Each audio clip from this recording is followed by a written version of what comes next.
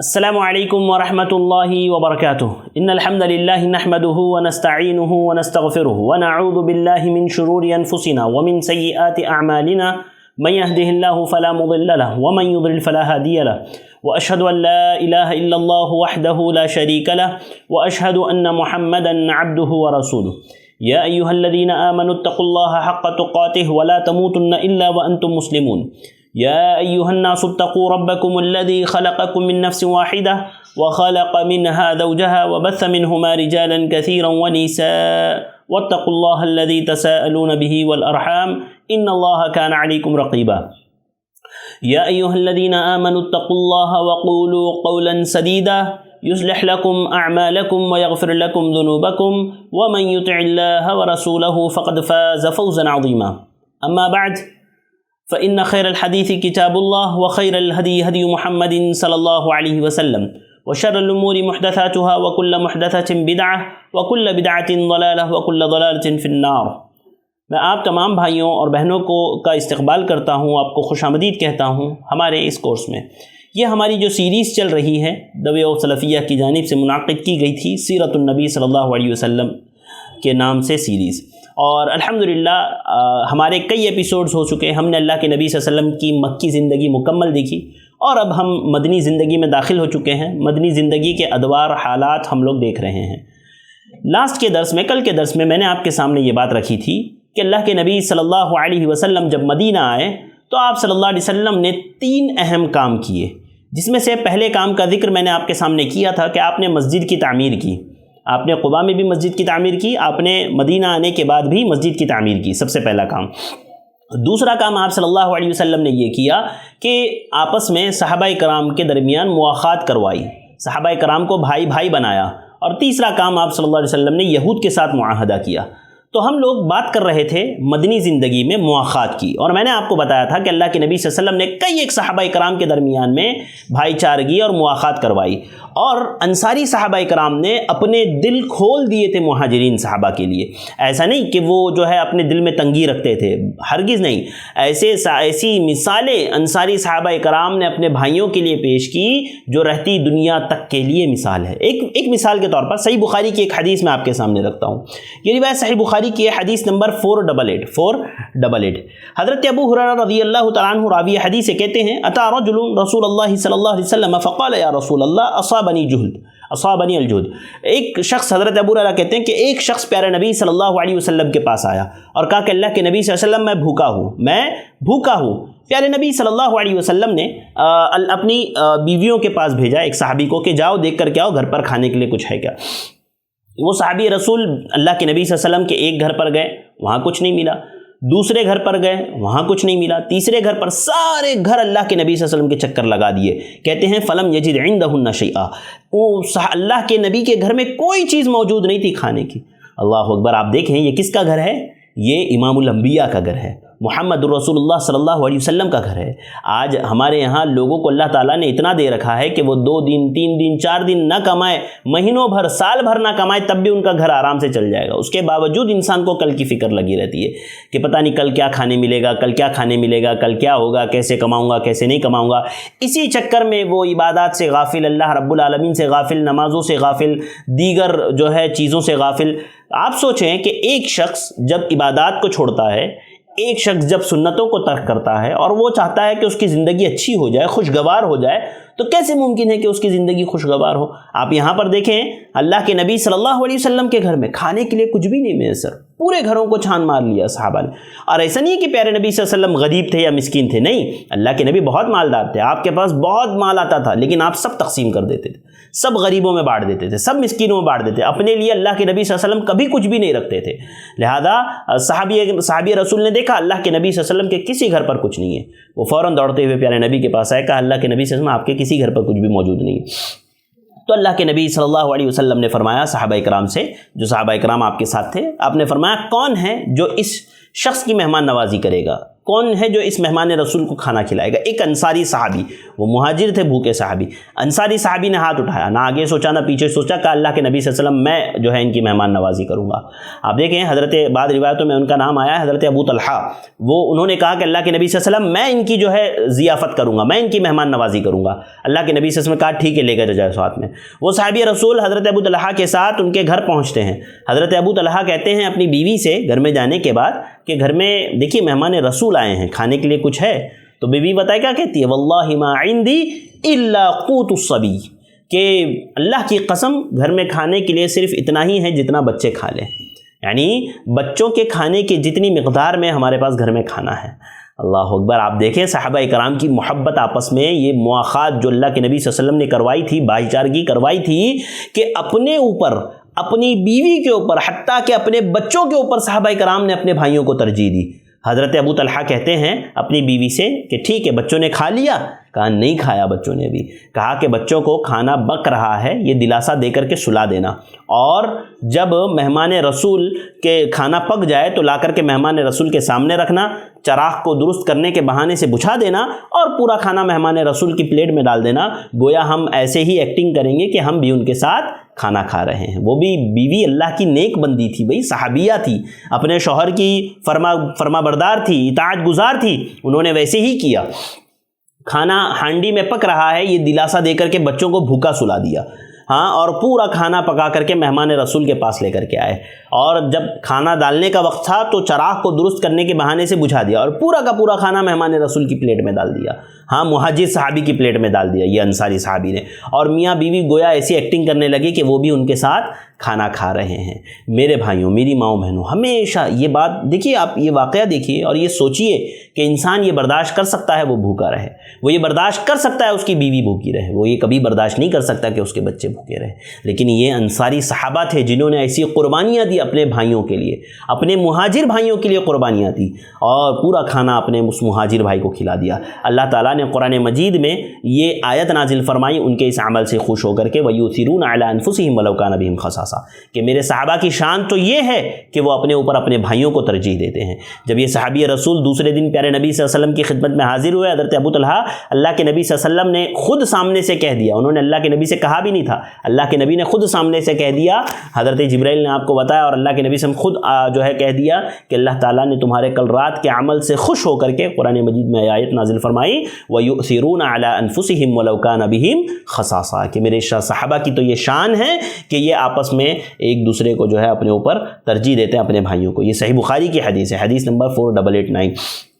اب دیکھیں کیسی بھائی چارگی ان دونوں میں تھی، کیسی بھائی چارگی اللہ رب العالمین نے، اللہ کے نبی صلی اللہ علیہ وسلم نے اپنے صحابہ کے درمیان میں، اور مہاجر انصار صحابہ نے ذرہ برابر بھی اپنے مہاجر بھائیوں کے لیے کمی نہیں کی، ہر چیز ان کے لیے، اپنے آپ کے لیے اپنی ہر چیز ان کے لیے پیش کر دی۔ اب جیسے کہ بخاری وغیرہ کی روایت میں آیا نا کہ اللہ کے نبی صلی اللہ علیہ وسلم نے جن لوگوں کے درمیان میں مواخات کروائی تھی، جن میں سے ایک عبد الرحمن بن عوف، سعد بن ابی ربی تھے، عبد الرحمن بن عوف مہاجر تھے، سعد بن ربی جو ہے انصار تھے، ان دونوں کے درمیان میں اللہ کے نبی صلی اللہ علیہ وسلم نے مواخات کروائی۔ اسی طرح سلمان فارسی اور حضرت ابو الدرداء کے درمیان میں اللہ کے نبی صلی اللہ علیہ وسلم نے مواخات کروائی، بھائی چارگی کروائی۔ سلمان فارسی جو مہاجر تھے اور ابو الدرداء یہ جو ہے انصاری تھے، ان دونوں کو اب آپس میں بھائی بنوایا۔ اسی طرح ابو عبیدہ اور ابو طلحہ کے درمیان بھائی چارگی کروائی، عمر بن خطاب اور اعتبان بن مالک کے درمیان میں بھائی چارگی کروائی، اسی طرح ابو بکر اور حضرت خارجہ بن زید کے درمیان میں بھائی چارگی کروائی۔ اس طرح سے کئی ایک جو ہے ابن اسحاق نے جو ہے اپنی خصوصی روایات سے، اور حافظ ابن حجر کے حوالے سے حافظ ابن حجر نے بھی نقل کیا ہے کہ کئی صحابہ کرام ایسے تھے جن کے درمیان میں پیارے نبی صلی اللہ علیہ وسلم نے بھائی چارگی کروائی، مواخات کروائی، اور وہ صحابہ کرام جن کے ساتھ بھائی چارگی کروائی نا، ان لوگوں نے اپنے آپ کو نچھاور کر دیا، ایک تو اپنا مال بھی پیش کیا اور دوسرا ان کی تربیت کا ذریعہ بھی بنے۔ کیونکہ دیکھیے ایک بات سمجھیے، انشاءاللہ اس کو میں آگے ذکر کرتا ہوں۔ سب سے پہلے آئیے جو پیشکش صحابہ کرام نے کی نا اپنے بھائیوں کے لیے، اس کو دیکھ لیتے ہیں۔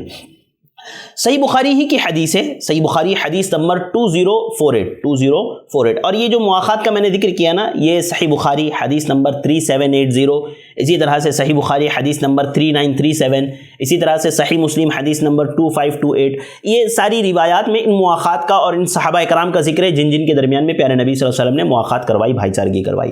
اسی طرح کی بھائی چارگی عبد الرحمن بن عوف اور سعد بن ربیع کے درمیان میں پیارے نبی صلی اللہ علیہ وسلم نے کروائی تھی۔ صحیح بخاری حدیث نمبر 2048 کہتے ہیں حضرت عبد الرحمن بن عوف لما قدمنا المدینہ، کہ جب ہم لوگ مدینہ آئے، آخا رسول اللہ صلی اللہ علیہ وسلم بینی و بین سعد بن الربیع، کہ اللہ کے نبی صلی اللہ علیہ وسلم نے میرے اور سعد بن ربیع کے درمیان میں بھائی چارگی کروا دی اور کہا کہ آج سے عبد الرحمن بن عوف اور سعد بن ربیع یہ دونوں آپس میں ایک دوسرے کے بھائی ہیں، ایک دوسرے کے بھائی ہے، یہ دونوں آپس میں ایک دوسرے کے غمخوار ہوں گے، مصیبتوں میں، مشکلات میں، پریشانیوں میں ایک دوسرے کا ساتھ دیں گے، اسی کے ساتھ ساتھ وراثت میں یہ آپ کے حقدار بنیں گے، بھائی بنیں گے۔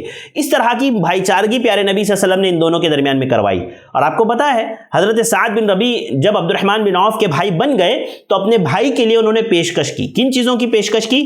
کہتے ہیں حضرت سعد بن ربیع نے کہا انی اکثر الانصار مالا، کہ میں انصار میں مالداروں میں سے ہوں، انصار کے مالداروں میں سے ہوں، فاقسم لک نصف مالی، تو میں تمہیں اپنا آدھا مال دینا چاہتا ہوں۔ حضرت عبد الرحمن بن عوف کے لیے حضرت سعد بن ربیع کہتے ہیں کہ میں انصار کے مالداروں میں سے ہوں، میں اپنا آدھا مال آپ کو دینا چاہتا ہوں۔ کہتے ہیں میرے پاس 2 بیویاں ہیں، آپ دیکھ لیں جو آپ کو پسند ہو میں اسے طلاق دے دوں، آپ اس سے نکاح کر لو۔ یہ پیشکش ایک بھائی اپنے دوسرے بھائی کے لیے کر رہا ہے۔ آپ سوچیں یہ بھائی کون سے ہیں؟ خونی رشتہ نہیں ہے، یہ دینی رشتہ ہے جو اللہ کے نبی صلی اللہ علیہ وسلم نے قائم کیا تھا۔ دینی رشتے کو یہ لوگ اتنی اہمیت دے رہے ہیں۔ آج ہمارے ہاں کوئی اہمیت نہیں ہے رشتوں کی، آج ہمارے ہاں بھائی بھائی سے جل رہا ہے، بھائی بھائی کو تنگ کر رہا ہے، بھائی بھائی کا مال ہڑپ کر رہا ہے، بھائی بھائی کا دشمن بنا بیٹھا ہے، ہاں اس کا مال ہڑپ کر جانا چاہتا ہے، اس کی جائیداد ہڑپ کر جانا چاہتا ہے، اس سے حسد کر رہا ہے، بغض رکھ رہا ہے، کینہ رکھ رہا ہے۔ کتنے افسوس کی بات ہے۔ اور یہ صحابہ کرام دیکھیے آپس میں کیسی بھائی چارگی، کہتے ہیں کہ میرا آدھا مال لے لو، میری 2 بیویاں ہیں، دیکھ لو جو پسند ہو اس کو میں طلاق دے دوں، تم اس سے نکاح کر لو۔ حضرت عبد الرحمن بن عوف نے جب یہ باتیں سنی حضرت سعد بن ربیع کی تو حضرت عبد الرحمن نے کہا لا حاجت فی ذالک، لا حاجت لی فی ذالک، مجھے اس میں کوئی انٹرسٹ نہیں ہے، مجھے آپ کے مال میں کی کوئی ضرورت نہیں ہے، مجھے آپ کی جو ہے بیوی کی کوئی ضرورت نہیں ہے، آپ مال آپ خود رکھیں، بیوی بھی آپ خود رکھیں۔ حضرت عبد الرحمن بن عوف نے صرف اپنے بھائی سے پوچھا هل من سوق فیہ تجارت، یہاں کوئی بازار ہے جہاں تجارت کر سکتے ہیں؟ تو قال سوق قینقاع، حضرت جو ہے سعد بن ربیع نے ان کو حضرت عبد الرحمن بن عوف کو قینقاع کے بازار کا راستہ دکھایا، سوق قینقاع کا راستہ دکھایا اور کہا کہ دیکھو یہاں پر قینقاع کا بازار ہے۔ حضرت عبد الرحمن بن عوف وہاں پر گھی، پنیر وغیرہ جو ہے لے جا کر کے بیچتے تھے اور جو ہے وہاں پر انہوں نے تجارت کی۔ حضرت عبد الرحمن بن عوف نے اتنی تجارت کی، اللہ تعالیٰ نے تجارت میں اتنی برکت دی کہ جب حضرت عبد الرحمن بن عوف رضی اللہ تعالیٰ عنہ کا انتقال ہوا تو وراثت میں کئی درہم ایسے جو ہے جو بیویاں تھیں ان کو تقسیم کرنے میں، وراثت کو تقسیم کرنے میں کئی درہم جو ہے بیویوں کو ملے، یعنی کئی لاکھ درہم جو ہے تقسیم کیے گئے۔ سونے، بڑے بڑے سونوں کو توڑ کر کے، ہاں جو ہے بڑے بڑے ہتھوڑوں سے اس کو توڑ کر کے وراثت کو تقسیم کیا گیا حضرت عبد الرحمن بن عوف کی، یعنی اتنے مالدار صحابہ کرام میں ان کا شمار ہونے لگا۔ جب یعنی وہ جو ہے بڑے بڑے جو مالدار صحابہ تھے نا ان میں شمار کیا جاتا تھا حضرت عبد الرحمن بن عوف کا، یعنی جب انہوں نے تجارت کی تو اللہ تعالیٰ نے ان کی تجارت میں اتنی برکت دی۔ آپ دیکھیں یہ برکت کس بنیاد پر تھی؟ دینی بنیاد پر تھی۔ انہوں نے اللہ رب العالمین کو یاد رکھا، اللہ کو بھولے نہیں اپنی تجارت کے چکر میں، اللہ کو یاد رکھ کر کے تجارت کی، اللہ تعالیٰ نے تجارت میں برکت دی، اتنی برکت دی کہ مالدار صحابہ کرام میں حضرت عبد الرحمن بن عوف کا بھی شمار ہوتا ہے۔ پھر ایک دن اللہ کے نبی صلی اللہ علیہ وسلم نے ان کو دیکھا کہ جو ہے ان کے کپڑوں پر زردی لگی ہوئی ہے، ہلدی لگی ہوئی ہے، پوچھا کہ کیا تم نے نکاح کر لیا؟ حضرت عبد الرحمن بن عوف نے کہا ہاں اللہ کے نبی میں نے نکاح کر لیا ہے۔ کہا کس خاتون سے کیا؟ کہا انصاری خاتون سے کیا ہے۔ کہا مہر میں کچھ دیا تھا؟ کہا ہاں ایک گٹلی سونے کی دیا تھا، یا جو ہے گٹلی جتنا سونا دیا تھا۔ لہذا اللہ کے نبی صلی اللہ علیہ وسلم نے کہا کہ ولیمہ کیا ہے؟ کہا کہ جو ہے اللہ کے نبی صلی اللہ علیہ وسلم پھر انہیں نصیحت کی، فقال النبی صلی اللہ علیہ وسلم اولیم ولو بشات، کہ گرچہ ایک بکری ہی کیوں نہ ہو لیکن ولیمہ کرو۔ حضرت عبد الرحمن بن عوف کو اللہ کے نبی نے کہا۔ آپ دیکھیں شادی کتنی آسان تھی، اللہ کے نبی صلی اللہ علیہ وسلم کو دعوت جو ہے اللہ کے نبی صلی اللہ علیہ وسلم نہیں گئے شادی میں حضرت عبد الرحمن بن عوف کی۔ یہاں لوگ روتے رہتے ہیں، مرتے رہتے ہیں شادیوں کے لیے، پورے خاندان کو دعوت، پورے رشتہ داروں کو دعوت، ہاں کتنی مشکلات ہیں ہماری شادیوں میں۔ یہ دیکھیے کتنی آسان شادی تھی، ہاں اللہ کے نبی صلی اللہ علیہ وسلم نے کہا اولیم ولو بشات، شادی ولیمہ کرو، گرچہ ایک بکری ہی کیوں نہ ہو، ولیمہ بالکل کرنا چاہیے، لیکن اس طرح کے تکلفات شادی کو اتنا مشکل بنا دینا ہرگز ایسا نہیں ہونا چاہیے۔ بالکل آسان رکھیے شادی کو، تاکہ جو ہے کوئی انسان شادی کرنا چاہے تو اس کے لیے برڈن نہ ہو، اس کے لیے بوجھ نہ ہو، ہاں وہ تکلیف اور پریشانی میں نہ پڑ جائے۔ لہذا حضرت عبد الرحمن بن عوف نے وہ ساری چیزوں کا انکار کر دیا۔ آپ دیکھیں کیسی بھائی چارگی، کیسی محبت آپس میں ایک دوسرے سے، کہ سعد بن ابی نے اپنا سب کچھ حضرت عبد الرحمن بن عوف کے لیے پیش کر دیا، لیکن ان کی بھی بڑی دلی کہ انہوں نے اس کو قبول نہیں کیا۔ تو اس طرح سے یعنی انصار اور مہاجرین کے درمیان میں جو بھائی چارگی ہوئی نا، وہ تاریخی بھائی چارگی تھی۔ ایسی مثال آپ کو جو ہے پوری انسانی تاریخ میں کبھی نہیں ملے گی، اور ایسی قربانیاں اپنے بھائی کے لیے، اور یہ صرف نا ایسی پیشکش کا ذریعہ نہیں بنی بلکہ اچھی تربیت کا بھی ذریعہ بنی۔ کیوں؟ آپ کو پتہ ہے یہ مہاجر صحابہ کرام جو تھے نا، وہ پیارے نبی کے ساتھ رہ کر کے ایک وقت سے تربیت حاصل کرتے ہوئے آ رہے تھے، حاصل کرتے ہوئے آ رہے تھے۔ اب یہ جب بھائی بھائی ہو گئے نا، تو مہاجر جو تربیت شدہ تھے اور انصار جن کو ابھی تربیت کی ضرورت تھی، تو ایسے میں دونوں کا ملاپ بہت بہترین ثابت ہوا اور ان کو تربیت کا ذریعہ بھی بنا۔ میں اس کی ایک مثال آپ کو دیتا ہوں کہ کیسے تربیت کا ذریعہ بنا جو ہے مہاجر کا انصار کے ساتھ بھائی چارگی کروانا۔ ایک روایت جو مشہور روایت ہے، حضرت سلمان فارسی رضی اللہ تعالیٰ عنہ جو فارس سے آئے تھے، جن کا واقعہ میں نے مکمل قبول اسلام کا واقعہ آپ کے سامنے رکھا تھا ابتدائی دروس میں، اور دوسرے حضرت ابو الدرداء رضی اللہ تعالیٰ عنہ، یہ انصاری صحابی تھے۔ جب اللہ کے نبی صلی اللہ علیہ وسلم نے بھائی چارگی کروائی سلمان فارسی اور ابو الدرداء کے درمیان میں، فزار سلمان ابی الدرداء، تو ایک دن حضرت سلمان فارسی ابو الدرداء کے گھر گئے اور ان کی زیارت کے لیے، ان سے ملاقات کے لیے، اپنے بھائی سے ملنے کے لیے۔ فرأى ام الدرداء متبدلہ، تو انہوں نے حضرت ام الدرداء کو بہت پراگندہ حالت میں دیکھا، یعنی ابو الدرداء کی بیوی ام الدرداء کو بہت پراگندہ حالت میں دیکھا، بال بکھرے ہوئے، سب کپڑے وغیرہ خراب تھے۔ تو یہ اس وقت کی بات ہے جب ابھی پردے کا حکم جو ہے نازل نہیں ہوا تھا۔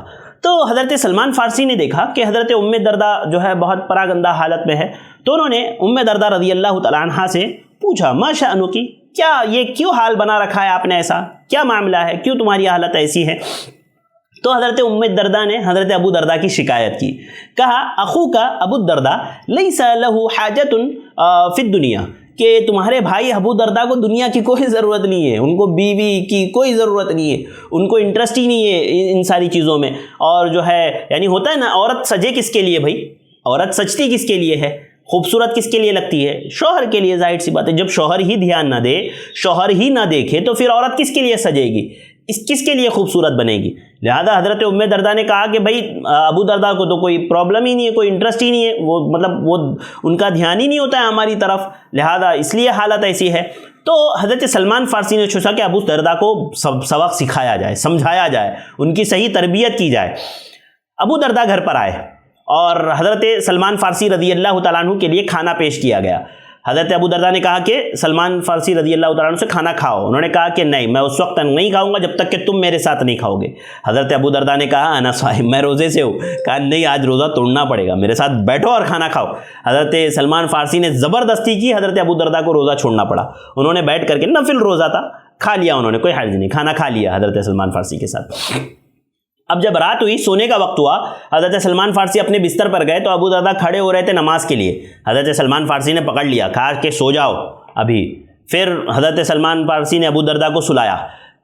پھر رات میں اٹھے حضرت ابو الدرداء، پھر نماز پڑھنے کی کوشش کرنے لگے۔ حضرت سلمان فارسی نے کہا نہیں، ابھی سو جاؤ۔ جب رات کا آخری حصہ آیا، آخری پہر آیا، تو حضرت سلمان فارسی خود بھی اٹھے، حضرت ابو الدرداء کو بھی اٹھایا اور ساتھ میں نماز پڑھائی۔ اور اس کے بعد حضرت ابو الدرداء رضی اللہ تعالیٰ عنہ کو انہوں نے نصیحت کی۔ کیا نصیحت کی؟ فرمایا ان لربک علیک حقا وَلِنَفْسِكَ عَلَيْكَ حَقًّا وَلِأَهْلِكَ عَلَيْكَ حَقًّا فَأَعْطِي كُلَّ ذِي حَقٍّ حَقَّهُ۔ اللہ اکبر، بڑی شاندار نصیحت حضرت سلمان فارسی نے کی۔ کہا کہ تمہارے رب کا تم پر حق ہے، تمہاری اپنے نفس کا تم پر حق ہے، تمہارے اہل کا یعنی تمہاری بیوی بچوں کا تم پر حق ہے۔ اور آپ نے فرمایا فَأَعْطِي كُلَّ ذِي حَقٍّ حَقَّهُ، تو ہر حقدار کو اس کا حق دے دو، ہر حقدار کو اس کا حق دے دو۔ اور جب یہ باتیں سلمان فارسی رضی اللہ تعالیٰ عنہ نے اس طرح سے تربیت کی حضرت ابو الدرداء کی، حضرت ابو الدرداء دوسرے دن صبح فوراً پیارے نبی صلی اللہ علیہ وسلم کی خدمت میں حاضر ہوئے، فذكر ذلك له، اور پوری بات اللہ کے نبی صلی اللہ علیہ وسلم سے ذکر کی۔ فقال النبی صلی اللہ علیہ وسلم صدق سلمان، اللہ کے نبی صلی اللہ علیہ وسلم نے کہا سلمان نے بالکل سچ کہا، سلمان نے بالکل سچ کہا اور بالکل صحیح کیا، ایسے ہی کرنا چاہیے۔ تو دیکھیے کیسے ایک مہاجر صحابی ایک انصاری صحابی کی تربیت کا ذریعہ بنے۔ تو یہ اس کے پیچھے نا یہ جو یعنی ذری اصول، یہ سمجھیے ایک طرح سے یہ حکمتیں اس کے پیچھے تھی، جو مواخات اللہ کے نبی صلی اللہ علیہ وسلم نے بھائی چارگی کروائی تھی صحابہ کرام کے درمیان میں، اس کے پیچھے یہ سبب، یہ اسباب تھے، اتنے پیارے اور اتنے بہترین اسباب تھے کہ جو ہے مہاجر انصاری صحابہ کی تربیت بھی ہو جائے، مہاجر صحابہ کے مسائل بھی حل ہو جائے۔ آپ نے اس بھائی چارگی کے ذریعے سے مہاجر صحابہ کرام کے لیے جو پریشانیاں تھیں، جو مشکلات درپیش تھی، اس کا ایک حل نکالا اور انصاری صحابہ کی تربیت کا ذریعہ بنایا۔ یہ صحیح بخاری کی روایت تھی جو میں نے آپ کے سامنے پیش کی، حدیث نمبر 1968 صحیح بخاری۔ تو یہ جو بھائی چارگی اللہ کے نبی صلی اللہ علیہ وسلم نے کروائی تھی، اس کے پیچھے بہت ساری حکمتیں تھیں اور بہت سارے ثمرات، اس کے بہت سارے پھل آئے۔ ایک تو سب سے پہلی بڑی حکمت کیا تھی اللہ کے نبی صلی اللہ علیہ وسلم کی مواخات کروانے کے لیے؟ وہ یہ تھی نا کہ کسی جماعت کو اتحاد کے لیے ان کا ایک ہونا ضروری ہے، کسی جو ہے ایک بہت بڑا مشن لے کر کے آگے چلنا ہے۔ یہ صحابہ کرام کو یہی صحابہ کرام تھے نا جن کو بدر لڑنا تھا، جن کو احد لڑنا تھا، جن کو جو ہے جنگ خندق، جنگ احزاب کرنی تھی، ایسی بڑے بڑے معرکے میں ان کو شرکت کرنا تھا۔ اب جب دل مختلف ہوں گے، دل الگ الگ ہوں گے، آپسی ناچاقیاں ہوں گی، اختلافات ہوں گے، تو کیسے اتنے بڑے مشن پر یہ لوگ کام کر پائیں گے؟ لہذا اس مشن کو انجام دینے کے لیے ان کے دل کا ایک ہونا ضروری تھا، ان کا متحد ہونا ضروری تھا۔ یہی کام اللہ کے نبی صلی اللہ علیہ وسلم نے کیا کہ یہ ایسے مضبوط ہو جائے کہ ہر مشکل میں، ہر پریشانی میں، ہر تکلیف میں ایک دوسرے کا ساتھ دینے والے بن جائے۔ لہذا پیارے نبی صلی اللہ علیہ وسلم نے ایک بہترین معاشرتی یعنی ایک بہترین معاشرے کی بنیاد رکھنے کے لیے صحابہ کرام کے درمیان میں جو ہے مواخات کروایا۔ اور یہ جو مواخات نے جو مثالیں پیش کی نا، یعنی یہ بھائی چارگی کی جو مثالیں ہمارے سامنے آئی، جیسے میں نے حضرت عبد الرحمن بن عوف والا معاملہ رکھا، حضرت ابو طلحہ والا معاملہ رکھا، حضرت سلمان فارسی اور ابو الدرداء والا معاملہ رکھا، تو ان لوگوں نے جو تاریخی مثالیں پیش کی ہیں نا، وہ امت کے لیے مشعل راہ ہے کہ دیکھو بھائی چارگی ایسے ہوتی ہے، دینی تعلق ایسے ہوتا ہے، آپسی محبت ایسی ہوتی ہے۔ یہ نہیں کہ آپس میں لڑ رہے ہیں، جھگڑ رہے ہیں، آپس میں باپ کے مرتے ہی جائیداد کے لیے کتنے جھگڑے آپ دیکھیے بھائیوں کے درمیان میں، ہاں سالوں سال بات نہیں ہو رہی آپس میں، بھائی بہن کے تعلقات خراب، بھائی بھائی کے تعلقات خراب، بہن بہن کے تعلقات خراب، صرف مال کی بنیاد پر۔ یہاں صحابہ کرام ایک دوسرے کے لیے سب کچھ لٹا رہے ہیں اور یہاں سب کچھ لوٹنے کے لیے ہم تیار ہیں۔ یاد رکھیں ایسی بھائی چارگی قائم نہیں ہوتی، یہ امت کے لیے مثال ہے۔ یہ صحابہ کرام کے ان لوگوں نے کیسی بھائی چارگی اور کیسی جو ہے ہمدردی، آپس میں تعاون، ہاں ایک دوسرے کی خیر خواہی کیسے آپس میں ان لوگوں نے کی۔ اسی طرح ایک بات یہ بھی سمجھ میں آتی ہے نا، اور ایک جو ہے فائدہ ہمیں اس سے یہ بھی ملتا ہے نا کہ حضرت سعد بن ربیع نے کس طرح سے اپنی بھائی کے لیے پیشکشیں کی، لیکن حضرت عبد الرحمن بن عوف نے اس کو قبول نہیں کیا۔ یہ بتاتا ہے اتنی بڑی قربانی صحابہ کرام نے آپس میں ایک دوسرے کے لیے دی، لیکن سامنے والوں نے بھی بڑا دل کیا۔ مہاجر صحابہ بھی خوددار تھے، مہاجر صحابہ بھی خوددار تھے، ایسے نہیں کہ انصار نے دے دیا تو لے لیے، ہاں مانگا دے دیا تو لے لیے یا مانگتے پھر رہے، نہیں، یہ لوگ خوددار صحابہ کرام تھے۔ انہوں نے خود اپنی تجارت کی، اپنے بلبوتے پر کھڑے ہوئے، محنت کی۔ ہاں انصاری صحابہ کرام نے بالکل اپنی طرف سے پوری کوشش کی کہ اپنے بھائیوں کی مدد کی جائے، لیکن خوددار صحابہ خاص خودداری سکھاتی ہے یہ بھائی چارگی ہمیں کہ ہمیں بھی ایسے ہی ہونا چاہیے۔ اور اس کے علاوہ اور بھی بہت سارے جو ہے دروس اور عبر ہے جو اس بھائی چارگی سے بہت سارے سبق ہمیں ملتے ہیں، آپسی محبت کا، میل ملاپ کا، اور بہت ساری چیزیں ہمیں اس سے پتہ چلتی ہے۔ چونکہ وقت کم ہے تو میں تھوڑا تھوڑا آپ کے سامنے رکھتا جا رہا ہوں۔ تو یہ دوسرا کام پیارے نبی صلی اللہ علیہ وسلم نے کیا مدینہ آنے کے بعد کہ بھائی چارگی کروائی، ایک تو مسجد بنائی، دوسرا بھائی چارگی کروائی۔ تیسرا کام پیارے نبی صلی اللہ علیہ وسلم نے جو کیا وہ یہود سے معاہدہ کیا۔ آپ دیکھیں پیارے نبی صلی اللہ علیہ وسلم جب مدینہ آئے تو یہاں پر یہود آباد تھے ایک بڑی تعداد میں، تو یہ لوگ رومی سلطنت کے ظلم و تشدد کا شکار ہو کر کے یہ مدینہ میں آ کے پناہ گزیر ہوئے تھے اور مدینہ میں ان کو جگہ دی گئی۔ اور یاد رکھیے آپ کو ہم نے ابتدا سے بتایا کہ یہ یہودی سب سے بدترین قوم ہے، یہ سب سے زیادہ نافرمان اللہ رب العالمین کی سب سے بڑی سرکش قوم ہے۔ آپ نے دیکھا انبیاء اکرام کے ساتھ ان لوگوں نے کیا کیا، جو ہماری سیریز چلی تھی دی وے آف سلفیہ پر، قصص الانبیاء کی، اس میں ہم نے بتایا تھا کہ کس طرح سے ان لوگوں نے انبیاء کے ساتھ معاملہ کیا. یہ وہ قوم ہے جس نے انبیاء کو نہیں چھوڑا, تو یہ انسانوں کو عام انسانوں کو کیا چھوڑے گی؟ ہاں, تو یہ سب سے بڑی بدترین قوم, سب سے بری قوم اور سب سے زیادہ سرکش قوم ہے یہ یہود. لہذا ان لوگوں نے مدینہ میں بھی وہی کام کیا. آپ دیکھیں تاریخ گواہ ہے کہ جن لوگوں نے ان کو پناہ دی ہے نا, ان لوگوں نے الٹا انہی پر حملہ کیا, انہی کو تکلیفیں دی. آج دیکھیں فلسطین کا کیا حال ہے, اسرائیل کیا کر رہا ہے فلسطین کے ساتھ. یہ وہی لوگ ہیں جن کو فلسطینیوں نے جگہ دی, جن کو پناہ دی, جن کو سہارا دیا, جن کو چھت دی. آج انہی کی چھت یہ لوگ چھین رہے ہیں. کس طرح سے ظلم اور بربدیت کا شکار بنا رہے ہیں. اور یہ قوم ابتدا سے ایسے ہی رہی ہے. لہذا یہ لوگ مدینہ آئے, مدینہ آنے کے بعد مدینہ میں یہ لوگ پناہ گزیر ہو گئے اور مدینہ میں یہ لوگ رہنے لگے. مدنی یعنی عربوں سے یہ اتنے گھل مل گئے کہ ان کے نام بھی عربی ہو گئے, ان کے قبیلوں کے نام بھی عربی میں ہو گئے. حتیٰ کہ عرب کی عورتوں سے ان لوگوں نے نکاح بھی کیا. اس کے باوجود ان کا جو تعصب تھا نا یہودیوں کا, وہ ختم نہیں ہوا تھا. وہ ختم نہیں ہوا تھا, اسی لیے وہ بالکل الگ تھلگ رہتے تھے عربوں سے بالکل الگ تھلگ رہتے تھے. اور یہ قوم نا بڑی ہوشیار اور ہمیشہ سودی کاروبار کرنے والی قوم. آج بھی آپ دیکھیں پورے دنیا کا سود کا نظام یہ کون چلا رہا ہے؟ یہ یہودی چلا رہے ہیں. سارے بینکنگ سسٹمز کو کون ہینڈل کر رہا ہے؟ یہ یہودی ہینڈل کر رہے ہیں. لہذا ابتدا سے یہ لوگ سودی لین دین میں ملوث رہے ہیں اور سودی لین دین ان کا کاروبار رہا ہے. خود مدینہ میں بڑے پیمانے پر یہود ہی سودی کاروبار کیا کرتے تھے اور مشہور تھا, معروف تھے ان زمانے میں یہ لوگ سودی کاروبار کے لیے. اس کے علاوہ جو بڑے کاروبار تھے نا, وہ انہی لوگوں کے ہاتھوں میں تھے, یہودیوں کے ہاتھوں میں. لہذا جو ہے عرب کا معاملہ بھی یہی تھا اور یہ عربوں کو امی کہا کرتے تھے. اللہ تعالیٰ نے قرآن میں ان لوگوں کے تعلق سے کہا نا کہ سورہ آل عمران میں آیت نمبر 75, یہ لوگ کہتے تھے قالوا لیس علینا فی الامیین سبیل, کہ ہم پر یہ امیوں کے معاملے میں کوئی راہ نہیں ہے, کوئی راستہ نہیں ہے ہمارے ہاں امیوں کے راہ میں. لہذا یہ لوگ جو ہے ان کے پاس, یا جو مدینہ میں یہود آباد تھے نا, ان کے پاس دینداری کے نام پر کچھ نہیں تھا سوائے فال گری کے. فال نکالا کرتے تھے, جادوگری کرتے تھے. اسی طرح سے جو ہے یہ لوگ جو ہے جھاڑ پھونک کیا کرتے تھے, اسی کو دینداری سمجھتے تھے. اور یہ چونکہ عربوں میں پڑھے لکھے تو وہ لوگ تھے نہیں, جو مشرکین تھے عرب کے, مدینہ کے جو مشرکین تھے وہ بہت زیادہ پڑھے لکھے تھے نہیں. تو یہ لوگ جب یہ ساری چیزیں کرتے تھے تو یہ لوگ, ان لوگوں کو بڑا مانا جاتا تھا. یہود کو کہتے تھے بھائی یہ بہت پڑھے لکھے, بہت جو ہے جانکار لوگ ہیں یہود, اور وہاں کے جو ہے بڑے بن کر کے یہ بیٹھے ہوئے تھے. لہذا تجارتی معاملات بھی انہی کے ہاتھوں میں تھے. جو ہے غلے تجارت, کھجور کی تجارت ہو, کھجور کا غلہ, شراب کا جو ہے ٹھیکے اور کپڑے کی تجارت, یہ ساری کی ساری یہودیوں کے قبضے میں تھی.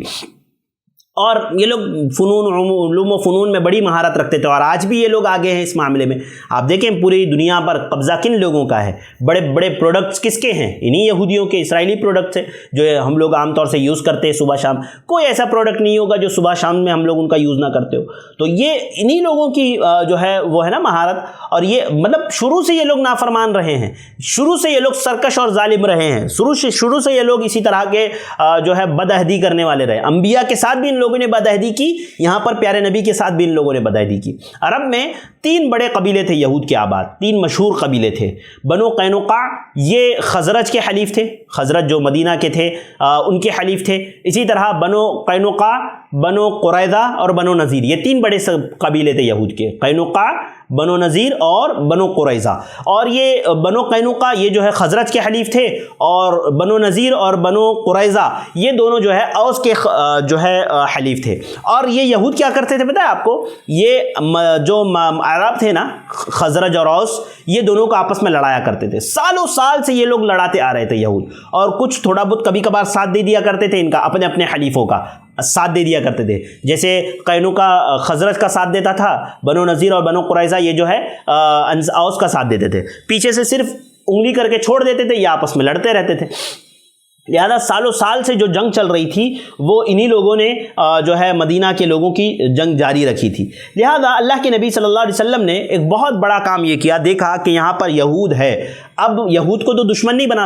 اور یہود نا ابتداً اللہ کے نبی صلی اللہ علیہ وسلم سے ان لوگوں نے کوئی دشمنی کا اظہار نہیں کیا تھا, جیسے مشرکین نے کیا تھا مکہ کے, ویسے یہودیوں نے نہیں کیا تھا کوئی دشمنی کا اظہار کھل کر کے اللہ کے نبی. حالانکہ نفرت کرتے تھے پیارے نبی سے کہ بھائی نبی ہمارے درمیان میں کیوں نہیں آیا, یہ عربوں میں کیوں نبی آ گیا, نفرت نفرت کرتے تھے، ناپسند کرتے تھے، لیکن کھلم کھلا ان لوگوں نے جنگ کا اعلان نہیں کیا تھا پیارے نبی صلی اللہ علیہ وسلم سے، جیسے مشرکین نے کیا تھا۔ لہذا اللہ کے نبی صلی اللہ علیہ وسلم نے مناسب سمجھا کہ حالات کے پیش نظر یہاں پر آنے کے بعد، مدینہ میں آنے کے بعد ایک بڑا کام یہ کیا جائے کہ یہودیوں کے ساتھ معاہدہ کیا جائے، تاکہ جب ہم لوگ مشرکین کے ساتھ جنگ کرو تو اندر سے یہودی ہمیں نقصان نہ پہنچا پائے اور ہمارے خلاف یہ سازشیں نہ کر پائے، ہم اندر سے محفوظ رہیں گے تب باہر والے سے جنگ کر پائیں گے۔ لہذا اللہ کے نبی صلی اللہ علیہ وسلم نے یہودیوں سے میثاق لیا، عہد لیا، جس کو میثاق مدینہ بھی کہا جاتا ہے۔ یہ میثاق کیا تھے؟ یہ جو یہودیوں کے ساتھ معاہدہ کیا گیا یہ کیا تھا؟ سب سے پہلا معاہدے کے چند دفعات تھے جو میں آپ کے سامنے پیش کر دیتا ہوں مختصراً۔ اللہ کے نبی نے کہا تھا کہ بنو عوف کے جو یہود ہے وہ مسلمانوں کے ساتھ ایک امت ہوں گے، بنو عوف کے یہود مسلمانوں کے ساتھ ایک امت ہوں گے، یہود اپنے دین پر عمل کریں گے، مسلمان اپنے دین پر عمل کریں گے، یہود اپنے دین پر عمل کریں گے اور مسلمان جو ہے اپنے دین پر عمل کریں گے، یہود اپنے اخراجات کے ذمہ دار ہوں گے، مسلمان اپنے اخراجات کے ذمہ دار ہوں گے۔ ایک معاہدے کا جو ایک اصول تھا، ایک اصل تھی، وہ یہ تھی کہ جو معاہدہ ہم کر رہے ہیں یہ طاقت پر بھی معاہدہ کر رہے ہیں، اگر کسی نے کسی ایک کے خلاف جنگ کی تو دوسرے اس کا تعاون کریں گے، اگر یہودیوں پر کسی نے حملہ کیا تو مسلمان ان کا ساتھ دیں گے، اگر مسلمانوں پر کسی نے حملہ کیا تو یہود ان کو طاقت بخشیں گے، ان کا ساتھ دیں گے۔ اسی طرح جو ہے آپس میں ایک دوسرے کی خیر خواہی کریں گے، یہود اور مسلمان آپس میں ایک دوسرے کی خیر خواہی کریں گے، اور جو ہے کوئی بھی آپس میں ایک دوسرے کو نقصان نہیں پہنچائے گا، اور یہ جو تعاون ہوگا نا یہ خیر پر ہوگا، بھلائی پر ہوگا، گناہ کے کاموں پر تعاون نہیں ہوگا۔ ایسے نہیں کہ یہود کوئی گناہ کر رہے تو مسلمان ساتھ دیں گے، کسی پر ظلم کر رہے تو مسلمان ساتھ دیں گے، نہیں، یہ صرف خیر کے کاموں میں تعاون ہوگا، ساتھ ہوگا۔ اسی طرح جو ہے کوئی بھی جو ہے اپنے حلیف کی وجہ سے مجرم نہیں ٹھہرائے گا، یعنی مثال کے طور پر کسی یہود نے کوئی غلطی کی تو اس کی وجہ سے مجرم مسلمان نہیں ہوں گے، بات سمجھ رہی ہے؟ یہ جو معاہدے ہیں نا یہ معاہدے طے ہوئے تھے، باقاعدہ لکھا گیا تھا ان کو کہ بھائی کسی بھی اپنے حلیف کی بنیاد پر کوئی دوسرا مجرم نہیں ٹھہرے گا۔ اسی طرح مظلوم کی مدد کی جائے گی، سب مل کر کے مظلوم کی مدد کریں گے۔ اسی طرح جب تک جنگ برپا رہے گی یہود بھی مسلمانوں کے ساتھ خرچ برداشت کریں گے، اگر مسلمانوں کے ساتھ جنگ ہو رہی ہے کسی کی تو یہ جو خرچ ہوگا جنگ میں تو مسلمانوں کے ساتھ ساتھ یہودی بھی اس خرچ کو برداشت کریں گے، یہودی بھی اس میں خرچ میں ساتھ دیں گے۔ اسی طرح ایک دفعہ یہ بھی تھا اس عہد کا، اس میثاق کا، کہ اس معاہدے کے سارے شرکاء پر مدینہ میں ہنگامہ آرائی اور اسی طرح سے کشت و خون زنی حرام ہوگی، یعنی مدینہ میں کوئی ہنگامہ کرنا، شب خون مارنا یا ایک دوسرے کو قتل کرنا، یہ ساری چیزیں حرام ہوگی۔ اور ایک اس میں دفعہ یہ بھی تھا معاہدے میں، ایک پوائنٹ یہ بھی تھا معاہدے کا کہ اگر کوئی اختلاف ہو جاتا ہے مسلمانوں اور یہودیوں کے درمیان میں، کسی ایک بات پر اختلاف ہو جاتا ہے، کوئی فساد برپا ہو جاتا ہے ان لوگوں کے درمیان میں، تو فیصلہ کیسے ہوگا؟ تو فیصلہ اللہ رب العالمین اور اس کے رسول صلی اللہ علیہ وسلم کریں گے، اللہ اور اس کے رسول فیصلہ کریں گے یہودیوں اور مسلمانوں کے درمیان میں۔ اگر کوئی جو ہے ناچاقی ہو جاتی ہے، نا اتفاقی ہو جاتی ہے، کوئی فساد برپا ہو جاتا ہے تو، اور قریش اور اس کے مددگاروں کا کوئی ساتھ نہیں دے گا، یعنی جو قریش کی مدد کرے گا یا اس کے مددگار ہوں گے، یا قریش اگر ہوں گے تو ان کا مددگار کوئی نہیں ہوگا، یہودی ان کا ساتھ نہیں دیں گے، مسلمان جو ہے ان کا ساتھ نہیں دیں گے یہودیوں کے مقابلے میں۔ اسی طرح سے جو ہے ایک پوائنٹ یہ بھی تھا، ایک نقطہ یہ بھی تھا کہ جو کوئی یثرب پر دھاوا بولے گا، یعنی مدینہ پر اگر کوئی حملہ کرتا ہے تو سب باہم مل کر کے تعاون کریں گے، کوئی فریق کسی فریق کے خلاف نہیں ہوگا۔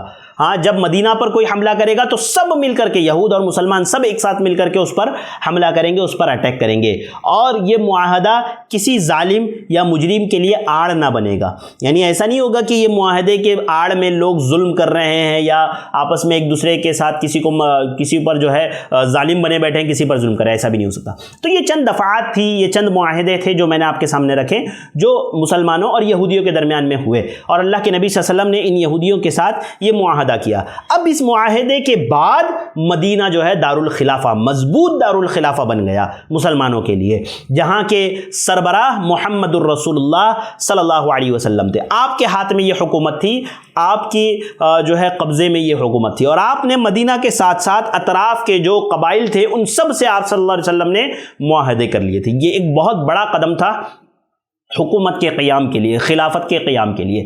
لہذا یہ 3 کام پیارے نبی صلی اللہ علیہ وسلم نے، یہ 3 بڑے کام کیے۔ تینوں بڑے کام میں نے آپ کے سامنے رکھ دیے۔ ایک تو اللہ کے نبی صلی اللہ علیہ وسلم نے مسجد کی تعمیر کی مدینہ آنے کے بعد سب سے پہلے، دوسرا مواخات کروایا، بھائی چارگی کروائی صحابہ کرام کے درمیان آپس میں، اور تیسرا یہودیوں سے معاہدہ کیا۔ اور مدینہ کے یہودیوں کے کیا حالات تھے وہ بھی میں نے آپ کے سامنے رکھا، ان کے دینی حالات کیا تھے وہ بھی میں نے آپ کے سامنے رکھا، اور جن نکات پر معاہدے ہوئے تھے اس میں سے ایک جو سب سے بڑا نقطہ تھا، آپ اس کو ہمیشہ یاد رکھیں، وہ آگے انشاءاللہ اس کا ذکر آئے گا کہ اللہ کے نبی نے کہا تھا کہ اگر کوئی مدینہ پر حملہ کرتا ہے، مسلمانوں سے جنگ کرتا ہے، تو دونوں مل کر کے اس کا ساتھ دیں گے، دونوں مل کر کے اس کے خلاف جنگ کریں گے، عہد خلافی نہیں کریں گے۔ اور مسلمان عہد نبھانے میں سب سے مضبوط تھے، اور ان یہودیوں نے عہد شکنی کی، جس کا ذکر انشاءاللہ میں آگے کروں گا۔ قینقاع نے کی تو اللہ کے نبی نے ان کے ساتھ کیا معاملہ کیا، بنو نذیر نے کی، بنو قریظہ نے کی تو ان کے ساتھ اللہ کے نبی صلی اللہ علیہ وسلم نے کیا معاملہ کیا، وہ میں آپ کو انشاءاللہ بتاؤں گا۔ مدینہ آنے کے بعد ایک بہت بڑی مشکل پیش آئی، وہ کیا کہ یہاں پر ایک اور گروہ نے جنم لیا، وہ منافقین کا گروہ تھا، وہ نفاق کا گروہ تھا۔ چونکہ دیکھیے نفاق وہیں پر، اب آپ سوال کریں گے کہ بھئی مکہ میں نفاق کا آغاز کیوں نہیں ہوا؟ کیونکہ بھئی وہاں تو مسلمان کمزور تھے نا، تو وہاں پر تو کھلم کھلا مسلمانوں کی مخالفت کرنے کا موقع تھا۔ لیکن مدینہ آنے کے بعد مسلمان مضبوط ہو گئے، جب مضبوط ہو گئے تو نفاق وہیں پیدا ہوگا جہاں پر مضبوطی ہوگی نا، لوگ دل میں جو ہے دشمنی کو چھپا کر کے ظاہراً اسلام کا اظہار کریں گے، کیونکہ اپنے آپ کو محفوظ رکھنا ہے، اپنے آپ کو صحیح سالم رکھنا ہے۔ لہذا مدینہ میں آنے کے بعد نفاق کا آغاز ہوا، منافقین پیدا ہوئے۔ یہ کیسے پیدا ہوئے؟ اور رئیس المنافقین عبداللہ بن ابی یہ کیسے پیدا ہوا؟ اصل میں مسئلہ کیا تھا نا، میں نے آپ کو بتایا تھا کہ مدینہ میں اوس اور خزرج یہ جو 2 قبیلے تھے، یہ آپس میں بہت جنگیں کیا کرتے تھے، جس کی وجہ سے ان کے بڑے بڑے سردار وفات پا چکے تھے، بڑے بڑے سردار جنگوں میں قتل ہو چکے تھے۔